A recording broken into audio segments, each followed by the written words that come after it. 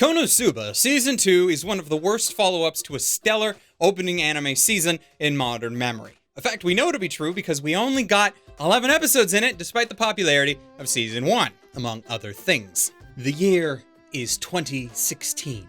This is the year that Your Name broke records. My Hero Academia aired its first season as a shonen juggernaut.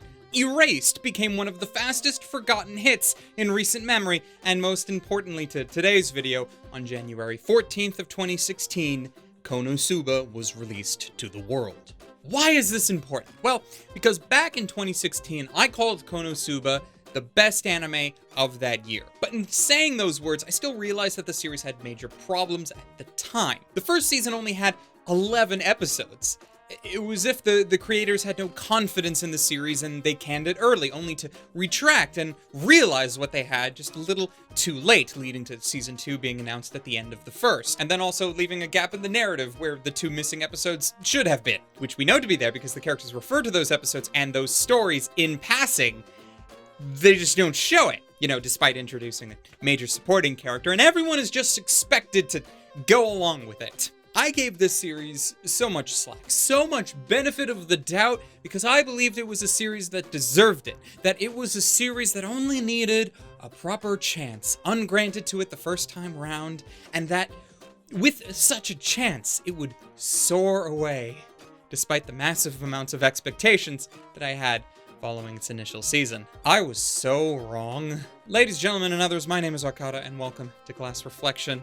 Today, Konosuba. Again. Let's jam. Before we get started though, we at Glass Reflection would like to give a shout out to the sponsor of not just this video, but the whole review week of awesome, Surfshark VPN. A VPN, for those who somehow don't know yet, is a way for you to protect your privacy and what you view online as you surf the web. Not only does it secure your data to stop people like those from your ISP seeing where you are connecting from, but you can also use it to change your digital location to that of another country and bypass that pesky region locking. Content that is region locked on services such as Netflix and YouTube can be accessible simply by connecting to a local server of the country that you would like to access. Funimation's website giving you trouble? Well, Surfshark can't fix their broken website. No one really can. But what it can do is let you access their content from wherever you'd like. You know what else works with this VPN? Verve. That's Crunchyroll and High Dive and some other things. Using Surfshark, you can go and watch Konosuba on Verve. Have at it. It's good. Well, Season 1 anyway. Surfshark is also available on mobile devices if you like to stream from your mobile phone or tablet. So why don't you give it a try? If you don't like it within 30 days, let them know. You can get your money back, no questions asked. There will be a link and a promo code down in the description where you can sign up for a percentage off as well as an extra 3 months free because we like you guys so much. Thank you very much to Surfshark for sponsoring the video. Now, if you didn't notice, I'm procrastinating. The whole ad was just so that I could procrastinate getting to the point of this video. The point being, I don't like Konosuba Season 2. And I know that I'm in the minority on that. Okay, see, when you move into sequel territory, there are certain things that change your expectations. For example, you don't expect an intro to the characters anymore, because you don't need it, really. You already know them. But what you do need to see is those characters face new challenges to keep their story interesting. You need a semblance of progress, of progression, even if the narrative doesn't want to commit to an ending just yet. Konosuba Season 1 was good largely because of its presentation. Its characters are mostly underdeveloped because they didn't really need to be developed for the purposes of the show's comedy. Kazuma is a former layabout NEET who gets dragged into a fantasy world, but his other major trait is being a vindictive dick, dragging the goddess Aqua along with him after she berates him for how he died, and, being a right bitch. Between them, though, you have a fairly basic dude who has few special qualities to his name, and a goddess whose powers amount to being little more than a heelbot and a stage show magician good at parlor tricks. They get joined by Megumin, a Chinibyo sorcerer who can cast one and only one spell, like something out of 8-bit theater. That's a pull reference for anybody that gets it. And Darkness, who became the group's tank because she loves getting hit. A lot. We'll come back to that. This all worked because the show presented itself largely as a parody, both for fantasy as a whole and isekai more specifically. It took aim at all of the popular tropes and started to ask the question of what would happen in this kind of world if all of your main characters were assholes. It's like someone wanted to make a version of It's Always Sunny, but as an isekai anime, and for what it was great. It still is great. To this day, I will highly recommend it. But then came season 2, and one thing became very clear. They ran out of ideas. Season 2 is like having a large chocolate bar, and only a large chocolate bar at every meal for about a month. Like at first you're ecstatic. It's chocolate. You love chocolate. This is great. But after the first few days, the sugar doesn't do it anymore. The lack of nutrition starts to take hold, and your stomach and digestive system are now all out of whack, and you slowly realize just how much of a bad idea this really was. Season 2 is missing that progression I mentioned. It's not that character progression here is slow, it is literally non-existent. You could remove the entirety of Season 2 and the characters that were introduced at the start of the Konosuba movie would still be virtually identical to the ones that ended off the initial Season 1, despite, a whole 10 episodes having occurred between the two. It's not just character progression either, but story progression as well. Not that Konosuba had much of an overarching story, but the little tidbits it did have largely been forgotten. It's not like though nothing happened, events occur, new characters are introduced, interactions continue between our characters, but there is a status quo that exists at the start of the series, a status quo that by the end of Season 2's final episode hasn't changed at all. The status quo at the beginning of the season was our 4 adventurers had a house in the starter town, and we're completely ignoring the main quest that you would expect some heroic adventurers to handle, and that's fine. But at the end of the season, well, they're still in that house, and the Dark Lord isn't any closer to being defeated. Our characters still don't seem to care about that. Sure, they took down some generals, but let's be honest, it was a coincidence that they ran into them in the first place and only defeated them because their lives are at risk and they would have all died otherwise. And we can't have the show ending like that, can we? But here's the thing, how can you have 10 episodes worth of content where nothing important happens? Well, it's easy. You just photocopy narratives from Season 1 and present them as something new. A lot of the stories that exist in this season are either dressed up versions of previous plots or are their own slightly unique thing that ultimately has the same conclusion, which is, no matter what our main cast does, the solution, while solving one problem, will always bite them in the ass and create a worse problem than what they started with. I do realize that this is also where a good chunk of the show's comedy comes from, and while it is still pretty funny most of the time, my laugh gets a little bit more awkward as time goes by, with the predictability of it. The jokes showcased by the series lose their luster once you realize, oh hey, I've heard this one before. Last season. It's almost like you start questioning whether you turned on the first season by accident. But then, we have the characters themselves. Each of them have a particular trait that they are known for. Darkness is a masochist. Megumin likes to blow stuff up, and Kazuma and Aqua are just really terrible people. They don't have many redeeming traits. They are just morally the worst people in this universe. But as bad as Aqua and Kazuma are, you can work with that. You can take horrible people and throw them into horrible situations and fully expect to get differing results. But they're kind of the only ones that the show tried to do that with. Like in Season 1, Darkness is the biggest offender here, as one who does not develop as a character. Her gimmick of loving to be abused is still the one and only thing she's used for comically. Sure, they tacked on the trait that she's nobility, and they used that several times, but it's played more as a get-out-of-jail-free card. Literally. But by and large, Darkness is just known for taking punishment and really enjoying it. You could replace Darkness with a giant rock on a skateboard that gives a moan when you hit it, and the show would not change at all. Like, one of the things I wished for out of even the first season was that we were able to move beyond these rather flimsy character setups because it got stale rather quickly. And the fact that another 10 episodes later and everyone is still the same as ever, to me, is a problem. I get they're supposed to be making fun of the very traits that they are, but you can't keep making the same jokes. Like, the thing is, though, you could look at all of these complaints and tell me that I am being too harsh. It's all a comedy, and I wouldn't bash other comedy shows for returning back to some semblance of a status quo for the sake of its jokes, so why do I expect different from Konosuba? Well, this goes back to the show being only 10 episodes per season. One of my beliefs that I've held as long as I can remember, is that shorter anime are usually better as far as story is concerned. Sometimes they are only good to a point, and a longer story would be better to flesh some things out, but by and large, if you tell me you have a solid narrative for an anime and it's only getting like a 6-episode OVA, I fully expect that OVA to be well-paced and told. Konosuba, though, is short, and there's no narrative reason for that. It being short doesn't make it better, and they don't seem to use the show's length to better showcase or flesh out the material. If anything, the story and pace of everything is meant for something that is much longer running, but because we aren't getting that in visual form, it feels disjointed. It constantly gives off this feeling that something is missing that should be there. And as much as I want to enjoy watching this series, there is this nagging feeling that won't go away, and I just can't love this series as much as I used to.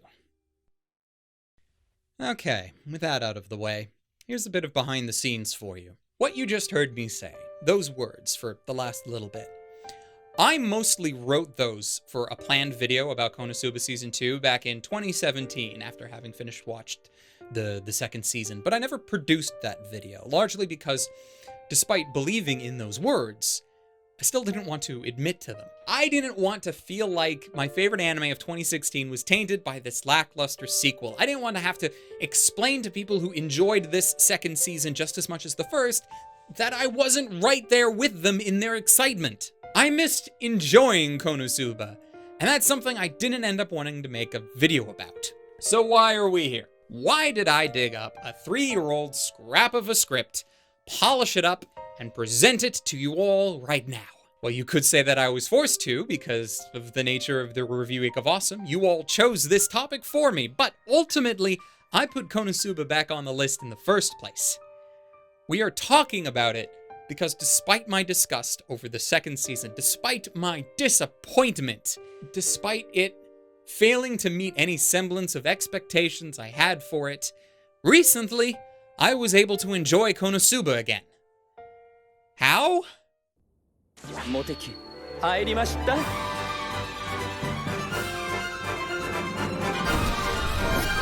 Konosuba the movie, Legend of Crimson, also known as Megumin's Backstory, the movie. This is Konosuba finally doing one of the major things that I have wanted it to do since the end of the first season. Freaking character development. This is a feature-length film completely devoted to tackling one of my major problems with the franchise. One with great production values and humor that, while questionable at times, is far more than just a photocopy of what they did before. That said, it is not a good film, but it is a film that made me like Konosuba again. How is that even possible? While there is character development here, it is very focused to mostly Megumin and somewhat Kazuma. Though in the latter case, I fully expect any development to Kazuma's character to be quickly wiped away in any future adventure. We get to go to Megumin's hometown and realize that her Chinibyo tendencies are not a personal aspect, but something ingrained